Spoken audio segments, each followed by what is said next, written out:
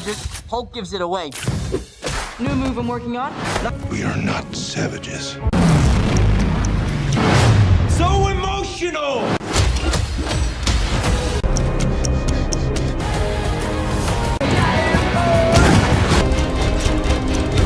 Apes together, strong. I'm just kidding, I don't care. Bye. It's that time for the Easy K Show.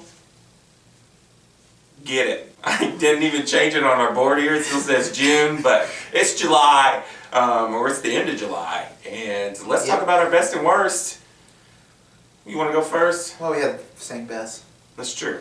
I'm on top of it already today. Spider-Man Homecoming. Yep.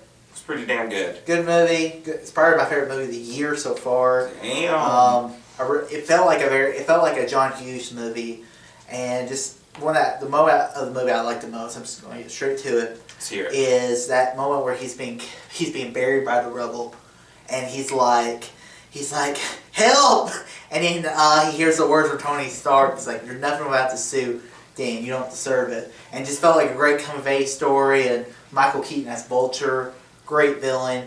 I mean, this movie was so much fun. One of the most fun movies I saw all summer. Yeah. It was very funny. I liked how realistic it was. Like the high school aspect of it felt real. And then, I like that we got it. We got an origin story, but a different origin story. And I like the cast. I like Tom Holland. Yeah, I'm excited for the future of this franchise, and I'm excited to see what he does in Civil War. All right. Literally, the shit. Let's get into the actual shit. Well, I'll go first. Mine's not as shitty. Okay. So, All right. for mine is Valerian and the City of a Thousand Worlds. I just did not care for this movie. Mostly because I thought the movie looked pretty. Everything else about this movie failed completely. Because the characters sucked. The acting was terrible, and the dialogue was so bad. Other than looking pretty, that was about the only thing I can say good about this movie. So, you have thoughts on that? I do have a lot. No, he's pretty much right. I mean, I was super hyped for this movie, and I left very disappointed. I hated a lot of the characters, a lot of the dialogue. Now, I will say, the acting wasn't that bad to me. It wasn't their fault. They had to spit out some of this dialogue. I actually kind of enjoyed Cara Delevingne in this movie, and I hated her and everything. But it was no emoji movie. That is my worst movie of the month. I know you didn't partake in the emoji movie. Apparently a lot of people didn't. Thank goodness, because this movie, within the first 30 seconds, I think they made a shrimp on the Barbie joke in the first 30 seconds, and I was like, this is going to be stupid. And That's going to be stupid. and it just keeps on rolling into stupidity. It's clearly a giant cash grab of a movie where they were just like, let's go to every little thing in the phone and we can get some money out of this and kids will like its colorful colors and poop jokes. So there wasn't even that many poop jokes, really. The poop jokes were probably the best part. There was only like 4 of them. So when I go see a really bad movie, when I'm sitting there, I'm getting like really pissed off. Did you get really pissed off at anything? Yes, because I can go see bad movies sometimes and enjoy them, like that XXX movie back in January. Like, I had fun watching that movie. It was horrible, but it was fun to make fun of it. But this is not. No, I just sat there. I wanted to stick a pencil in my eyeball. All right, let's move into our classic movie review. Hell yeah! Just sat down and watched this 3.5-hour movie. Apocalypse Now. Apocalypse Now. What'd you think? Directed by Francis Ford Coppola, starring Martin Sheen, Paul Redford, Marlon Brando, Yeah. and Lawrence Fishburne. He was in there, yeah. And it's a depiction of the Vietnam War, very dark style war. I liked the movie. You did like it? I did like the movie. It's a long movie. Definitely. It is this what we watched the recut, and I did say the original cut was like 2.5 hours long. So the recut was 3 hours and 15 minutes, so more like a director's cut. And I mean, some of the visuals and how they don't make movies like this anymore. Just the visuals, the explosions in the background. Looked like it cost a lot of money, because back then there was no CG and stuff. So everything was done practically. And I hear there's this really great documentary, The Heart of Darkness, which is about the production of Apocalypse Now, how Francis Ford Coppola almost lost his mind making this movie. So I'm really interested in watching that now. But I thought it was alright. What'd you think? I thought it was okay, especially the first half. I was into the first half. It started to get, a little too boring for me towards the end. Right when we hit where they were on the French Compound. Plantation, yeah. Plantain. Whatever. Look at the plantain. Where we spent 20 minutes in there and I was just like, come on. And then the whole end was just, I don't know. It was okay. I liked seeing all the younger versions of everybody. Little Harrison Ford in there and everything. But, and I love the crazy CO that was obsessed with surfing. That was hilarious. I love the smell of napalm in the morning. I like that stuff. But, yeah, it kind of dragged on for a long time. And like you said, it might have just been because we watched the director's cut and got a lot of extra stuff that didn't need to be in. It's a movie I want to watch again eventually. Not like I'm not going to go home and go like, man, I really need to watch me some Apocalypse Now. It's not a movie I want to watch every year. But I think it's something worth watching. Next month, we're going to be watching the Goonies. Okay. I just been wanting to watch this for a long time. And I got a Loot Crate with the Goonies shirt on there, and I wore it to work the other day, and everybody's like, you haven't seen the Goonies? I was like, no, and it seems like my kind of thing. I'm into Stranger Things, and it looks like it's got that Stranger Things kind of feeling to it. So. What's the Goonies even about? I really don't even know. It's a bunch of kids who, I really don't know. It's a bunch of kids who go on an adventure. Who's on it? Who's in it? A bunch of kids, I don't know. Wow. man. Put this guy in marketing. He's but so it's old. rich. It's probably one of the oldest movies I picked. It's late 80s. Oh. So we'll see. It's something new I wanted to watch. We'll try it out. Our first news movie story is we had a bunch of stuff going on. Comic-Con D23. So much news to talk about, but we only had 3 news stories to talk about. Our first news story is Sam Jackson is going to have 2 eyes. And he's going to be in the 90s. Is he going to look younger? Who knows? And he's in Captain Marvel. What do you think about this one? They probably will do the whole Tony Stark thing where they'll make him look young. It makes me wonder, is he going to be a significant part in this? Or is he just going to be in 2 or 3 scenes? I still want Force, be honest with you. I know this, it's set in the 90s. So technically this is I guess you could say the 3rd oldest in the Marvel timeline. But you have Captain America, then you have Ant-Man in the past, that first scene of Ant-Man, and then you have the Captain Marvel. So my thing about this is, because they've already said she's not going to be in Infinity War, Part 1. Right. She might be in Part 2, we don't know yet. Yep. I like Brie Larson? I like Brie Larson, and she's hot. Oh yeah. And she's an amazing actress too in The Room. So. Yeah, I've never seen it. I've liked her in everything I've seen. Even Kong. I know you didn't like Kong. Oh my god. So, anyways, I don't know. My thing with this is just because we're going to get an earlier, younger version of Sam Jackson's Nick Fury. Is this going to feel like Saruman in the Hobbit movie? It's just, when you try to put in how he lost his eye, is that really necessary? So I guess we'll find out. We'll find out. I don't doubt the MCU anymore. I'm sure they'll figure it out, a way to tie it together. I'm interested to see what happens to Brie Larson's or to Captain Marvel, because if she's not going to be in Infinity War, where does she go from this movie to present day? Where's she at exactly? So, and I don't really know anything about Captain Marvel, so. Well, I know Captain Marvel does something cosmic, so she could go out in space, and you can play with the ideas of what Interstellar did. Yeah. Another great movie. Well, on Interstellar, there's the planet that if you're there for an hour, 10 years go by. That was cool. So you could kind of play something like that. She goes off to a planet, and it's 2019. So I think that'd be an interesting way, because it's the only way to do it with her still look the same. They could age her, make her older. I hope they do that would be weird though too. But yeah, I like my idea better. As far as Sam Jackson being in it, sounds cool. He hasn't been in a movie in a while for the Marvel movies. Yeah.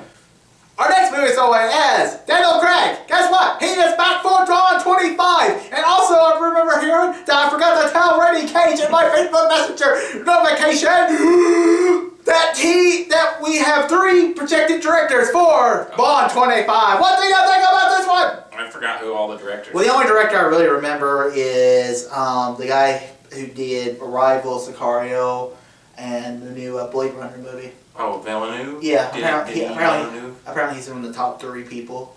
And apparently the guy who did Hell or High Water was another one. And then I don't remember the third one. Yeah.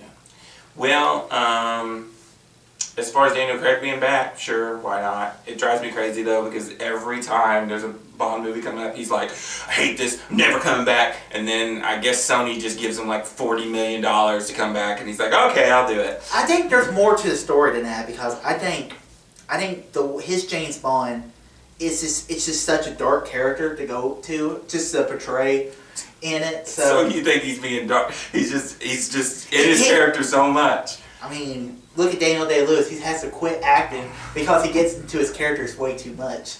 He puts his heart and soul into it, and it just takes it out of him. I think that's just the way he is to try and get more money, because that's what he did with the stupid girl with the dragon tattoo. He was like, I want this much money, and they were like, nah, we're not going to do that. So anyways, I think I'm glad Daniel Craig to come back, because I want him to, because I love Casino Royale. Casino Royale is the movie that got me into the Bond movies. Skyfall was an absolutely awesome James Bond movie. Spectre, and I want him to go out on a high note. I want this 5th movie to be the best of the either the best or at least a good farewell to. So you want this to be his last? I want this to be his last movie. It's been, by the time this comes out, be 2019. He's been James Bond for 14 years. It's time to move on. I'm fine with him coming back. Bond is not that important to me, so yeah, I don't care one way or another. Our final news story for some reason is Aladdin cast. It was revealed at D23. We have some unknown guy playing Aladdin. Okay, Will Smith is a genie. That's weird. And we have Naomi Scott as Jasmine. What do you think about this one? I couldn't remember her name, so in my notes I put Power Ranger as Jasmine. Yeah, this is cool. I'm looking forward to seeing the Aladdin movie, live action Aladdin movie. I don't know if this was one that you were excited about or not. I mean, I'm more excited about this than I am for Lion King, because Lion King I consider a perfect movie. I consider Aladdin, or what's one of my favorite animated movies, let alone Disney movies, because one of the things I loved about the original Aladdin was Robin Williams as Genie, and I hope that Will Smith, I don't think he will just do a improv scene or basically trying to mimic Robin Williams.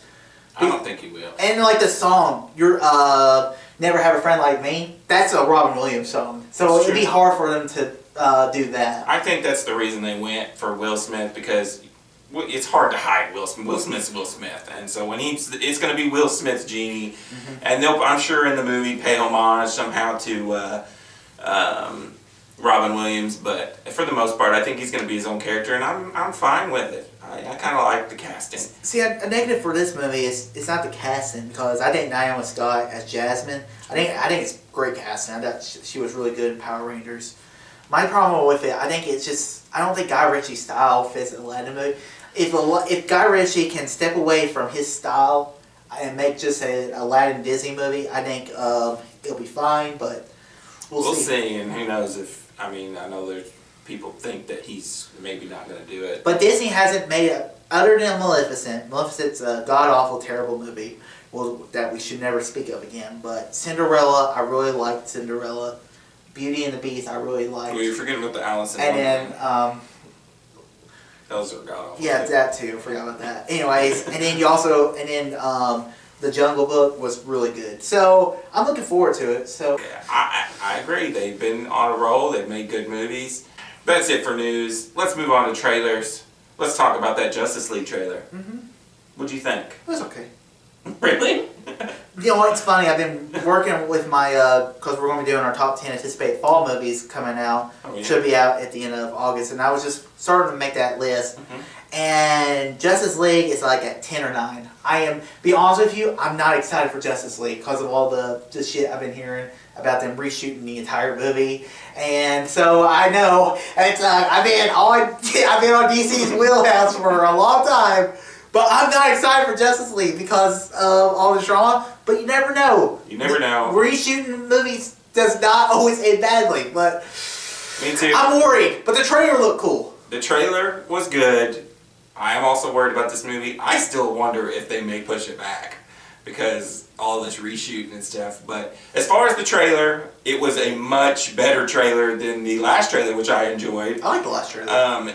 You could tell there was pops of like humor in there. It felt like Joss Whedon edited this trailer. I don't know. It just felt different. It felt there was Avengers. more Wonder Woman. Yeah, it felt Avengers. Yeah. So I enjoyed the trailer. I am like you, a little worried about the movie, but it's another comic book movie. I'll take it. Hopefully it's at least average. Hopefully it's better than Batman v Superman. Alright, next up we've got Thor Ragnarok. This trailer was freaking amazing. Trailer of the month. This was a good trailer. I would argue it, but was better than this trailer. But this trailer, the music, just right off the bat, Just to be honest with you, the Thor movies have not been my favorite of this series. Yeah. Thor, I love Thor. First Thor, directed by Kenneth Branagh, I liked it. Thor: Dark World, worst of the Marvel movies. I don't care what you say, you have to rewatch it because it is not good. The villain in there is terrible. This one is great. You have Hulk in there, and you have that little banter between Vander and Thor. It's like, well, me and you fought. I won, of course. It's like, that doesn't sound right. I like seeing Hulk talk. I don't get a whole lot of Hulk Yeah, talking. I had a guy at work tell me that when Thor starts talking, it means he's getting really pissed off.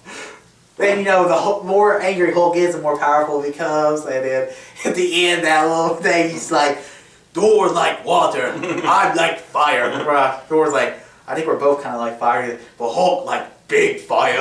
And he's fighting that big giant fire thing. And I'm looking forward And to the this. visuals? Uh-huh. Oh, man. And Kate Blanchett as Oh, as Death. I think that's going to be cool. I heard this movie's going to be really short, too, under 2 hours. That's fine. I'm fine with it, too. And we got Natalie Portman in this movie. No Natalie Portman. That's what I said. That would immediately get it a half star. Throwing Nicolas Cage, you got to find on 5 right off the bat. I'm looking forward to Thor Ragnarok. Looks cool. This trailer was amazing. Now let's move on to Kingsman, the Golden Circle. This was so much better than that first teaser trailer. It's a teaser. Did not like that teaser trailer. I still have faith in the movie because it's Matthew Vaughn. I loved the first movie. It was like my number 2 movie of that year. But this trailer got me pumped. I was like, holy crap, this looks amazing. Comes out next month. I know. Then the action looks so good. Looks funny. I love the new cast additions. I'm really interested to see Channing Tatum and Jeff Bridges, all them guys in there. Mm-hmm. And even the villain looks Julian Moore. Yeah. So be interesting. These movies they play at it's the nostalgia of James Bond, and I love James Bond and Kingsman. I'm looking forward to the cast. Who knows what Colin Firth is going to be? He could be the bad guy, this evil twin that plays the stupid villains in the James Bond movies. That sometimes I have a theory on him. He doesn't talk in the trailer. They're only playing sound from the last movie. We've never heard him say a line of dialogue.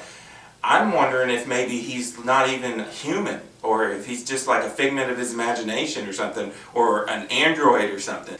I think it's an interesting theory. I think you're dead wrong. I think he is either the villain or he's actually going to be the character, just with one eye, because you have the one shaded glass and then the one that's glass. I don't want him to be the villain.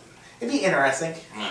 So I'm looking forward to Kingsman, and I think the guy with the whip is the guy who played the Red Viper in Game of Thrones. Yeah. So, and also 2017 Oscar movie, The Great Wall. Gosh, I had forgotten about that movie. All right, let's move on to our last trailer. Steven Spielberg's Ready Player One. Looked interesting. It piqued my interest, but I don't know. I haven't read the book. I don't really know anything about it. I guess you can go into a virtual world. I'll explain it because my brother explained it to me last week. Did and you I believe read the book? Yes. Okay. Well, audiobook, whatever. Oh, okay. Anyways, Ready Player One is basically, it's set in 2040 something, and it's basically about this world that it's about all these people that go to this virtual world. That's how you do everything. That's where your job is. That's where you go to school and everything like that. Well, apparently the heir to the empire dies in Ready Player One, and he didn't have an heir. And it's basically this big nostalgia of the 80s, video game. Whoever gets it controls this, metropolis of the Ready Player One thing. Well, I saw all those cool little 80s, throwbacks. I saw Freddy Krueger, Iron Giant. Tron. I've only saw the trailer once, so Yeah. but it looked cool. And see, when this project was coming up, I was like, because I remember Cameron was telling me about the book, and I was like, that sounds interesting. And then a day later, I heard Steven Spielberg was directing. I was like, well, I'm not reading the book. I don't want to ruin it for myself. I may read it. This comes out when? Next year. Like early though, isn't it? Yeah, I think March it's or summer. something. Okay, like it was interesting looking, but I wasn't like blown away by it. Well, I heard it just blew people's minds at the Warner Brothers panel. Sounds cool. It's Steven Spielberg, so Yeah, that'd be yeah. cool. All right, that's it for our trailers. Let's move on to the slim pickings of August. Yeah, August is not the best. You know, August is usually the end of the month, where you're basically getting the table scraps left of the month of the summer. Yeah, But it's been a good summer. It really has. It's been a pretty decent summer.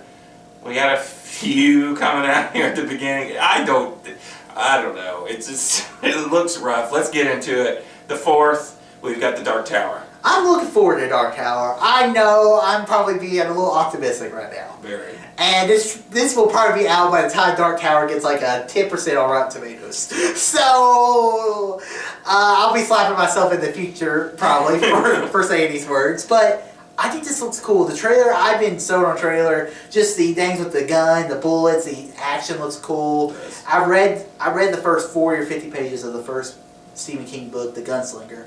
And you have to realize Idris Elba's character is based off of Clint Eastwood's character from The Good, the Bad, the Ugly. That's where he got most of his inspiration from.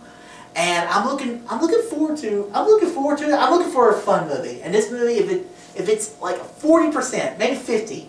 I'll be interested if it's above 40. Yeah. So and it could do really good, and we could probably get a TV show out of it. That's what they were aiming for originally. I mean, it's just great because this movie has been in production for so long. It's gone through like hands of like Ron Howard, J.J. Abrams. It was gonna go to TV, it went to movies. This movie has been in production hell for years, and to actually get made, I'm glad for it. We'll see how it goes. I'm not quite as high up on it as you. I like Matthew McConaughey, I like Idris Elba. We'll just see. I mean, I'll go see it. Like you said, if it gets a 40 or higher, that's critic territory where I may love it. So if it's lower than that, then I'll get scared. All right, next up we have Detroit. This could be the movie of the month. Could be, or it's gonna be. I'm gonna go ahead and call it right now. It's got 94% on Rotten Tomatoes right now. It's a Catherine Bigelow movie. We got our boy Finn, John Boyega in it. So, and it's a very interesting story. I'm looking forward to seeing it. Yeah, I heard it's kind of hard to watch, kind of like like a 12 Years a Slave kind of movie where you're not going to want to watch this a bunch of times. And apparently it's really small too, where it's called Detroit, but it's only really set in like this little apartment structure. So it sounds interesting. I'm definitely looking forward to that most out of anything this month. On just a pure, is this movie going to be good? Because I will save one movie for just enjoyment purposes. But all right, on the 11th we have Annabelle Creation. Yeah, I've only seen one review on this, and that was Perry, and she got to see it like 3 months early for some reason. Perry Nemiroff. She said it was good, but you can't really trust her horror reviews because she likes everything horror. I'm not watching this. I'm gonna see it. You can see it. I'm gonna see it because the Ouija movie last year, the first Ouija movie, I never even watched the first Ouija movie. I heard it was horrible, looked stupid, but here lately, horror movies have been getting good, and I heard that this is gonna follow that line. I've never seen the first Annabelle, probably never going to because I heard it was horrible. The trailers and stuff for this look pretty good, so I'm gonna give it a go. Next up, He dies. we got The Glass Castle, just like a little indie drama. Brie Larson, Woody Harrelson. It looks like she's had a rough childhood. Woody Harrelson's kind of a free spirit, doesn't like to be tied down. Yeah. And it's, I don't know if maybe Woody Harrelson's dying in this movie. That's what it felt like. Maybe he's dying and she's going to have to... It looks like it's going to play at, like, it's going to be in the past and it's going to be the present, past, present, past, present. It's a good performance kind of movie in these slim pickings of August. Don't expect an Oscar movie because it's coming out in August. If it was a real Oscar movie, it'd be coming out in November. That's true. All right. And then on the 18th, our final movie, because we're not seeing anything else after this, The Hitman's Bodyguard. Give us a little break. Yeah. The Hitman's Bodyguard. We got Deadpool himself. Sam Nick Fury. Jackson. Yep. teaming up for what looks. The trailers for this have looked hilarious. We'll see. Heard all the best jokes in the trailer. It might be. I don't know. Ryan Reynolds is basically playing his Deadpool character without his Deadpool suit on, it looks like. And Sam Jackson's being Sam Jackson. But, you know, it looks like Ryan Reynolds has to protect Sam Jackson from assassination. Apparently he's a hitman. Yeah. And he's his bodyguard. I don't know. I'm not... Be honest with you, I think it looks okay. My big fear with comedies, because I don't know, is this like a comedy? Is it an action comedy? However you want to look at it. Last action comedy I saw was Baywatch, so which is probably the worst movie of the summer for me. So anyways, Hitman's Bodyguard. I'm interested to see it. I'll wait for reviews. I might see it, I might not. Alrighty, that's the end of this lovely Easy Case show. Like you said, check out what do we got coming up. Our upcoming. We have an upcoming for top 10 anticipated fall movies. That'll probably pop up sometime at the end of August or beginning of September, maybe mid-September. You never know. We're doing a lot of Schmodown reactions. Every one since like June. We've been doing them. I gave it a little facelift here recently. They're getting pumped for all the tournaments. So check out those videos. Mm-hmm. I've got a podcast. He's got a podcast. Yeah, the Daily Five, and then you got the Dark Easy show. There's so much content coming out of us. You could just binge that stuff forever.